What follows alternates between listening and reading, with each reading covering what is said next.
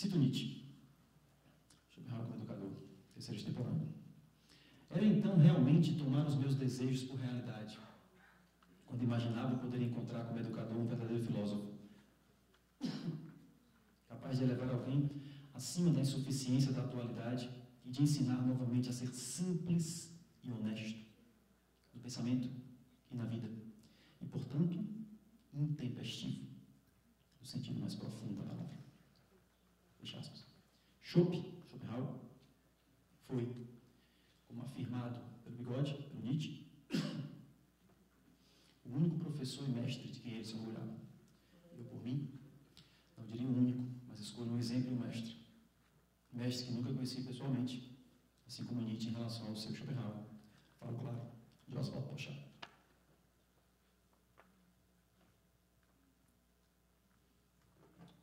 Vi o Porchat em 2006, não conheci, mas eu vi. Bengala, belinho. Fiquei todo emocionado, né? Fica arrepiado. Lá na POF, Salvador, na Bahia. Em Salvador você fica arrepiado o tempo todo. Vendo o Porchat, mais ainda. Começo com dois exemplos. Estou com o treco na garganta, não gosto de pesquisar. Começo com dois exemplos. O primeiro, encontra-se sobre o que aparece. É o mote da prosa. Publicado originalmente na Revista Latino-Americana de Filosofia, volume 17, em 91. Posteriormente, nas revistas Discurso, número 19, na Revista Crítica, número 9. E no livro Vida Comum e Ceticismo. No texto, esse texto, sobre o que aparece, Porchat reconhece, cita e nomeia os dois alunos de graduação, Carlos Inaba e Luiz Eva, que, ao criticarem sua posição acerca do suposto estatuto mentalista do pirronismo, questão técnica, o levaram a uma reformulação radical de sua teoria. Bem, eu vi isso faz mais de 10 anos. Eu fiquei, como se diz, aqui em Fortaleza, passado da minha existência. Quer dizer, é raríssimo isso. Só vi o Porchat fazendo isso. Quer dizer, você citar uma obra que está inaugurando uma revolução que você fez, uma ruptura que você teve com o seu trabalho anterior e disse, olha, eu devo isso a dois alunos de graduação, né? Zé Mané e Zé Ruela. É de uma honestidade intelectual que eu não vejo nem nas conferências das pessoas falarem dos alunos de graduação, que dirá um texto no Tesão, a partir de hoje, né, Porchat mesmo pensa isso, né, e devo isso a dois compadres lá na graduação. Isso é uma coisa impressionante, mas isso é pouca coisa comparado com o que vem agora. O segundo exemplo é muito mais importante e significativo. Trata-se, e aí é o título da coisa, Bate-papo com estudantes sobre o estudo da filosofia na Universidade Brasileira. Isso é um texto de 2004. Um texto publicado no livro chamado O Ceticismo e a Possibilidade da Filosofia, organizado pelo professor Valdomiro Filho. Bem, Porchat foi um dos principais incentivadores e defensores do método estrutural de ascendência francesa, Guéroult e Goldschmidt, na formação dos estudantes de filosofia do Brasil.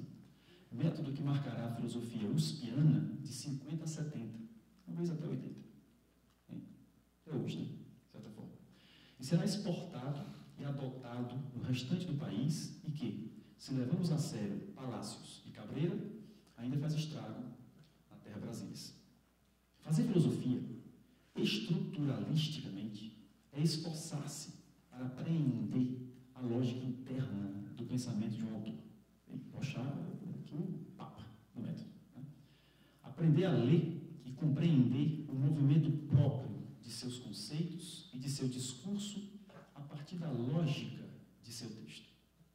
Porém, já aposentado, começa a me aproximar do exemplo, Porchat percebe, reconhece e enfrenta as consequências da aplicação irrestrita do método estrutural na USP e no restante do país. Com este método, formamos, no máximo, excelentes especialistas, grandes intérpretes, bons comentadores, mas não filósofos. Pior, dificultamos se é que não esgotamos a energia, a valentia, a coragem e a ousadia de e para pensar por si mesmo. Solução de Porchat. Solução teórica é distinguir, primeiramente, o método da filosofia distinguir o método da filosofia do método.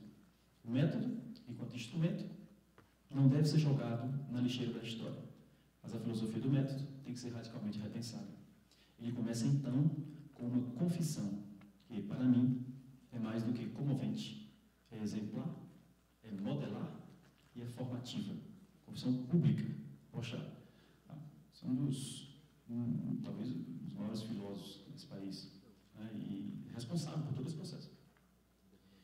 Então, diz Porchat, cito: eu me sinto culpado por ter contribuído para deformar algumas dezenas de jovens professores de filosofia. Nós lhes transmitimos uma preocupação unilateral com os estudos historiográficos e não os incentivamos a pensar filosoficamente. Quando me dei tardiamente conta disso e comecei a fazer minha autocrítica, a maioria dos meus antigos alunos, então colegas, não me seguiu. E a autocrítica é a coisa mais difícil de se fazer. Mas é possível. E creio que não é um problema de currículo, pouco importa qual seja o currículo, o que importa é como o professor trabalha. O problema não são, diz Porchat, as instituições, somos nós, os professores. Para mim, fecha a citação, para mim, isso, ainda hoje, escrevendo e falando para vocês, tá? Arrepio. O que Porchat pretende mostrar é que,